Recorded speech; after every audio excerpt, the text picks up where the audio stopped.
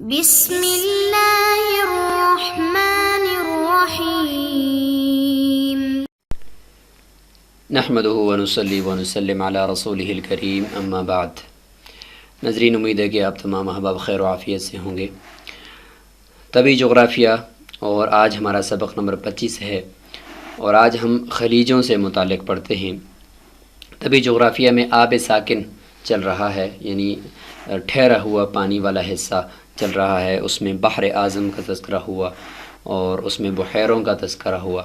اور ابھی ہم خلیجوں کا تذکرہ کرتے ہیں۔ ناظرین، خلیج کہتے ہیں پانی جب خشکی کو کاٹتے ہوئے اندر تک چلا جائے تو اسے خلیج یا کھاڑی کہتے ہیں۔ تو دنیا کی مشہور جو خلیجیں جو ہیں ان کا ہم کچھ تذکرہ کر لیتے ہیں۔ سب سے پہلے ہم چلتے ہیں خلیج عمان کی طرف اور دیکھتے ہیں کہ یہ خلیج کہاں واقع ہے۔ یہ خلیج اگر آپ یہاں پہ غور کریں تو یہ بحیر عرب ہے، یہ بحیر عرب ہے، اور اس کے ساتھ یہ جو چھوٹی سی اس طرح ایک لہر اندر کو جا رہی ہے، آگے جو ہے خلیج ہے، یہ جو خلیج آپ کو نظر آ رہی ہے یہ خلیج فارس ہے۔ اس سے پہلے یہ جو لائن جہاں پہ میں نے بنائی ہے یہ ایک خلیج ہے، اس کو خلیج عمان کہتے ہیں۔ بحیر عرب اور خلیج فارس سے منسلک کرنے والی یہ ایک آبنائے ہے، جو عام طور پر یہ خلیج فارس کا حصہ ہی سمجھی جاتی ہے۔ اس کے شمال میں یہاں پہ دیکھیں یہ پاکستان ہے، اور ایران ہے، جنوب میں متحدہ عرب امارات ہے، اور مغرب میں جو کہ عمان ہے، یہاں پہ یہ عمان ہے، تو اس لیے اس کا نام بھی خلیج عمان رکھا جاتا ہے۔ اس کو اگر ہم تھوڑا سا زوم کر کے بھی دیکھیں تو یہ ہمیں نظر آئے گی، یہ ہے خلیج عمان، کیونکہ اس کے ساتھ مغرب میں عمان ہے، اوپر پاکستان ہے، تو یہ درمیان میں چونکہ ایک تنگ راستہ گزر رہا ہے آگے خلیج فارس کی طرف، تو یہ اسی کا کام کرتی ہے، اسی تک راستے کو آگے فراہم کرتی ہے، تو یہ اس کا حصہ بھی سمجھی جاتی ہے، لیکن اس کو الگ طور پر بھی ذکر کیا جاتا ہے۔ اس کے بعد ہم آگے چلتے ہیں خلیج عدن کی طرف۔ خلیج عدن جو ہے یہ نیچے ہے، بالکل یمن کے مغربی جنوبی سائڈ میں، یہ جو نیچے ہے سکوٹرا کے ساتھ ہی، تو اس کو کہتے ہیں خلیج عدن، کیونکہ یہ آگے پھر جا کر خلیج جو آگے بنتی ہے اور بحیرہ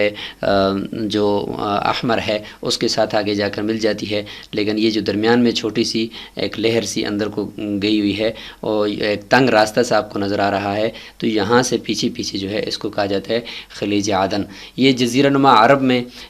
دیکھیں اگر آپ، تو یمن کے جنوبی ساحلوں اور افریقہ میں جو ہے صومالیہ کے درمیان یہ خلیج ہے، اور یہ ہے ویسے بحر ہند کا حصہ ہے۔ یہاں پہ اگر آپ اس کی لوکیشن دیکھیں تو یہ باب المندب ہے، یہاں باب المندب ہے، اور یہاں سے نہر سویز کے ذریعے سے یہ پورا جو تجارتی ذخیرہ ہے، اور خاص طور پہ جو تیل کا ذخیرہ ہے، چونکہ یہاں سے ہی نکلتا ہے، یہاں سے ہم بھی تھوڑی دیر بعد خلیج فارس کا تذکرہ کریں گے، تو اس سے لے کر یہاں سے ہی گزر ہوتا ہے جہازوں کا، اور پھر یہاں سے جا کر بحیرہ قلزم سے، اور یہاں سے جا کر بحیرہ روم کی طرف، یہ یورپ کی طرف چلا جاتا ہے، نہر سویز جو ہے مصنوعی نہر اس کے ذریعے سے۔ تو یہ نہر یہاں پر یہ سویز ہے، اور یہ اس کی طرف ایک راستے کو ہموار کرتی ہے، اور یہ ہے خلیج عدن۔ اب چلتے ہیں ہم دنیا کے اہم ترین اور قدرتی دولت سے مالا مال خلیج کی طرف، اور جس کا نام جو ہے وہ متنازع ہے،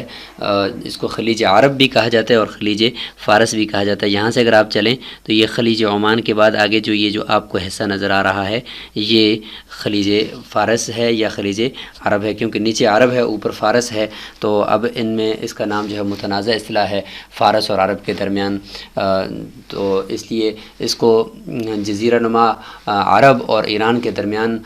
واقع ہونے کی وجہ سے کبھی خلیج عرب بھی کہا جاتا ہے اور کبھی خلیج فارس سے پکارا جاتا ہے۔ 19ویں صدی تک یہ بحیرہ احمر کو خلیج عرب کے نام سے پکارتے تھے یورپی، اور 1960 کی دہائی میں مصری صدر جمال عبد الناصر اور ان کے دیگر عرب قوم پرست ساتھیوں نے خلیج فارس کے نام سے مشہور خلیج کو خلیج عرب کا نام دے دیا۔ یہ تجارتی اور معدنیاتی نقطہ نظر سے دنیا کے اہم ترین آبی علاقوں میں شمار ہوتی ہے۔ یہ ایران، عراق اور بعض عربی ریاستوں کو بحر ہند سے ملاتی ہے، اور یہ خلیج فارس 1980 سے 1988 کے درمیان ایران عراق جنگ کے باعث دنیا بھر کی توجہ کا مرکز بنی، جب دونوں ممالک نے ایک دوسرے کے تیل کے ذخائر پر حملے کیے۔ 1991 میں جنگ خلیج کے موقع پر خلیج فارس ایک مرتبہ پھر جنگ کی زد میں آئی، جب امریکہ نے کویت پر عراق کے قبضے کو ختم کرنے کے لیے صلیبی اتحادیوں کی مدد سے عراق پر حملہ کیا تھا۔ آج مسلمانوں کا یہ اہم ترین آبی خطہ مغربی قوتوں کے تسلط میں ہے، جو جتنا چاہیں جس قیمت پر چاہیں یہاں کی سیال کالے سونے سے اپنے دیوہیکل آئل ٹینکر بھر بھر کے یہاں سے لے جاتے ہیں۔ اگرچہ اس کو بظاہر خریداری کا نام دیا جاتا ہے، لیکن چوری کے تھان ہیں اور بانسوں کے گز کے مصداق یہ بات ہے کہ جتنی مقدار لے جائیں، جو قیمت مقرر کریں، انہیں کوئی پوچھنے والا نہیں ہے۔ خلیج فارس تیل، مچھلیوں، موتیوں کی دولت سے مالا مال ہے، لیکن گزشتہ 3 دہائیوں میں جنگوں کے درمیان تیل کے ذخائر میں رساؤ کے باعث آبی حیات کو شدید خطرہ لاحق ہے۔ خلیج فارس اور اس کے ساحلی علاقے دنیا میں تیل کا سب سے بڑا ذریعہ ہیں، اسی لیے تیل سے متعلق صنعتیں ہی خطے میں سب سے زیادہ ہیں۔ دنیا کی سب سے بڑی سمندری آئل فیلڈ السفانیہ خلیج اسی خلیج ہی میں واقع ہے۔ علاوہ ازیں قطر اور ایران میں گیس کے وسیع ذخائر بھی دریافت ہوئے ہیں۔ اس گیس کی بدولت قطر نے بڑی تعداد میں مائع قدرتی گیس یعنی LNG اور پیٹرو کیمیکل صنعتیں جو ہے وہ قائم کی ہیں۔ تو یہ 2,33,000 اسکوائر کلومیٹر کی خلیج فارس ابنائے ہرمز کے ذریعے یہ خلیج عمان سے منسلک ہے، اور 989 کلومیٹر طویل یہ خلیج ایران اور سعودی عرب کو جدا کرتی ہے۔ اب ہم چلتے ہیں خلیج منار کی طرف۔ خلیج منار یہ انڈیا اور سری لنکا کے درمیان، یہ دیکھیں آنسو کا ایک قطرہ آپ کو نظر آ رہا ہے، نیچے کولمبو لکھا ہوا ہے سری لنکا، اور اوپر انڈیا ہے اور نیچے سری لنکا ہے۔ اس کے بیچوں بیچ اگر آپ دیکھیں تو ایک خلیج ہے اندر کو گہی ہوئی، تو اس کو کہتے ہیں خلیج منار۔ یہ کم گہرے پانی کی ایک خلیج ہے، اور ہندوستان کی یہ جنوب مشرقی کنارے پہ ہے اور سری لنکا کے مغربی ساحل پر ہے۔ خلیج 160 سے 200 کلومیٹر تک چوڑی ہے، اور اس خلیج میں چھوٹے چھوٹے جزیرے اور چٹانیں ہیں واقع ہیں، جنہیں آدم کا پل یا راما کا پل بھی کہا جاتا ہے۔ یہاں دیکھیں تھوڑا سا قریب کر کے بھی آپ دیکھ سکتے ہیں اس کو نیچے، اور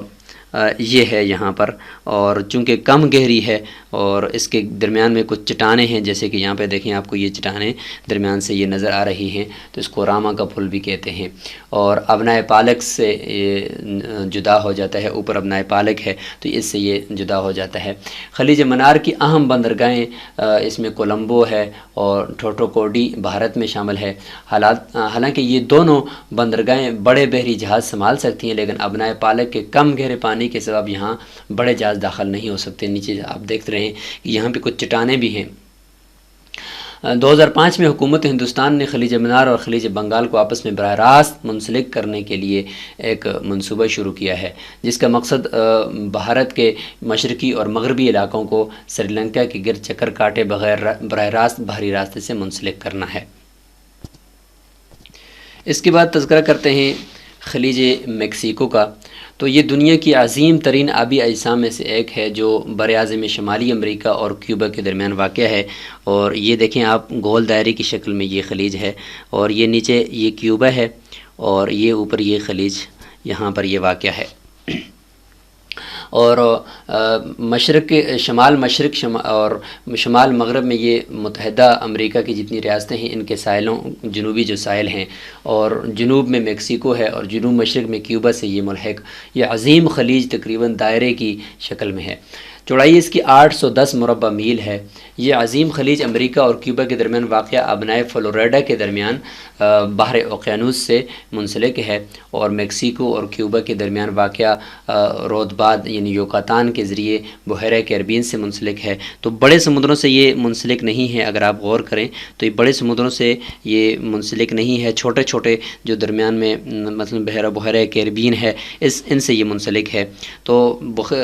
یعنی بڑے سمندروں سے منسلک نہ ہونے کی وجہ سے آپ دیکھیں تو اس کے اندر سفیدی جو ہے یہ اس بات کی علامت ہے کہ یہ کم گہری ہے، اتنی زیادہ گہری نہیں ہے، اور اس خلیج کے نیم گرم پانیوں کے باعث یہاں طوفان جو ہے بہت زیادہ آتے ہیں، جن میں تقریباً 2005 کا جو کترینہ طوفان ہے یہ سب سے زیادہ معروف ہے، جس سے امریکہ میں زبردست جانی و مالی نقصان ہوا تھا۔